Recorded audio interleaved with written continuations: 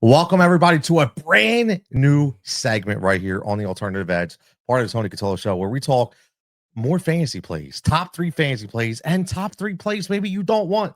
And this is a perspective barber here for the first time. This is my son, straight up. He's starting barber school. He's really into fantasy football. And we came up with a cool segment. It's going to be AJ's blades and fades. Blades are going to be the guys that are hot, real sharp that you want to play, and fades are the guys you want nothing to do with. So, hey, it's week 2, man. It's week 1. Not a lot of stats to go by. Week 2, we have a little bit of a little statistical background. So who's your first blade of the week? My first play of the week, I'm really big on Jacoby Myers this week. Ooh, and we had a lot of discussion about Jacoby Myers in the offseason, right? Chip Kelly offense, new schematics. He was a little mad with a trade proposal, but looks like he did pretty well in his first week. What do you like about him this week? So first thing, I have him on my team, so I'm starting him this week. Of course. But yeah, it's a positive game script. They're 2 elite offenses playing the Chargers. You saw what Herbert did last week with them. So I really like their matchup. Also, Gino throwing 34 attempts in a game where they're up there against the Patriots, which is obviously a better defense, which he did good against. So, and Myers went 8 for 97 last week on 10 targets. So he's a target hog. So I like it. Not worried about anything with that, and nearing 100 yards in a game. Wait, not worried about Jack Betch? Not worried about him at all. Maybe Brock Bowers, but I'm not worried about him. And I'm not worried about the trade situation. Obviously that didn't have any effect last week. So that's a good point, because that's what we always look at, right? We look at, how is that going to affect them mentally, show no ill effects.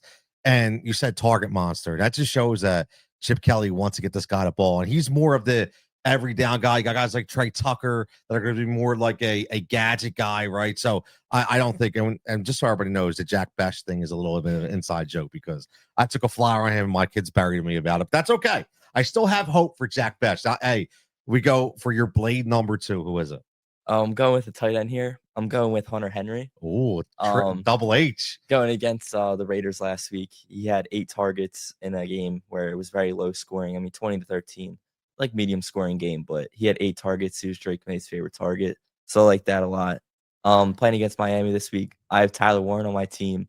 He went off. I know. Here we go. He went off last week against Miami. Their defense looks awful. So I'm a fan of the matchup. And Patriots only had 1 red zone target last week, which I'm not a fan of. But against Miami, they're going to do a lot better. And I think he'll get his red zone targets in week 2. I like it. I just wanted you to tell the audience, because I need a pat on the back here, because who was on Hunter Henry last year?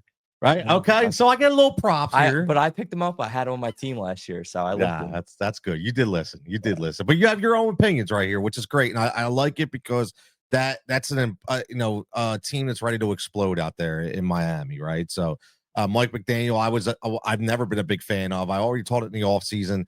That team is like a ticking time bomb. You already see it. So great call for that. I like Hunter Henry. Now let's wrap it up, man. Who's that triple guy? Who's that number 3? My last play of the week, I'm starting him in one of my leagues as well. I'm going Travis Etienne. And, I hear a lot of good things right now from other people talking about, but on my opinion, obviously Tank Bigsby's gone. He's not even an issue. Wasn't an issue last week, but now it opens up even more for him. It's going to be a high-scoring game against the Bengals. I know the Bengals looked bad last week, but they always have a bad week 1. They've had it every year. They'll bounce back. I'm hoping they bounce back, because I got Jamar Chase on my team. It took him number 1. Oh, you got double plays in that game. Yeah, watching that game was rough last week. And then they allowed 61 receiving yards last week to the Browns, and so he's going to feast on the passing game.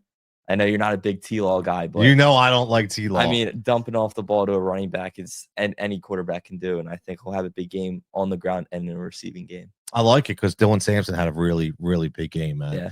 Really, really big game. Well, that's it, man. That is AJ's 3 blades a week. Next week, we're going to do blades and fades. Yeah. What we talking about? Wednesdays, maybe? Yeah, Wednesdays. Yeah, so we're going to pre-record on Wednesdays, drop it on Thursdays. And again, man, the whole premise behind it blades and fades. This is an aspiring barber, so we kind of wanted to keep the branding that way. And AJ's been playing fantasy football for many years. He's been following my footsteps. Him and my other son. We hang out on Sundays. It's all we do.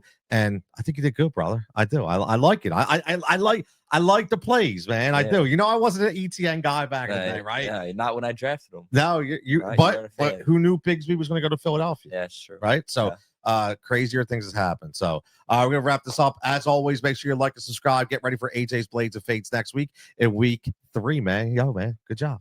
Thanks.